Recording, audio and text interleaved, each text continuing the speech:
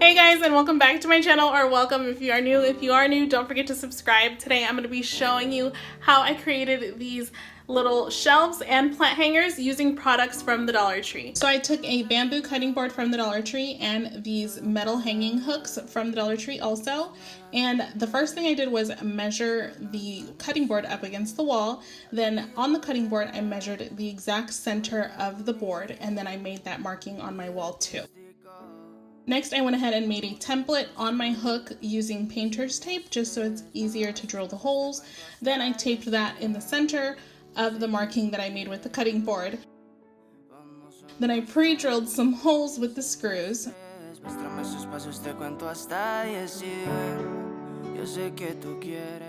And the hardest part was screwing in the hook just because the hook kept getting in the way, or the hanger kept getting in the way. But I finally got it done.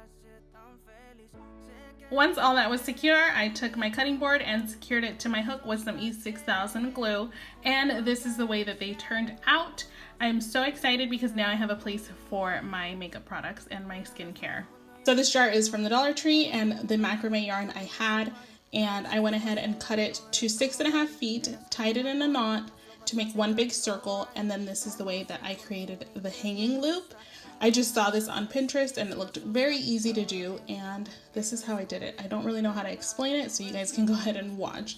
If you have any questions, let me know and I will try to answer them as best as possible. So once I was done tying the yarn where I wanted it, I did have to secure it with hot glue just because the glass was so slippery and the yarn kept slipping. So there I am securing it with hot glue at the bottom and then also up the sides where all the yarn strings go. Esos placeres que brinda la vida que nos hace tan feliz. Sé que tú quieres conmigo, amor, todos esos placeres.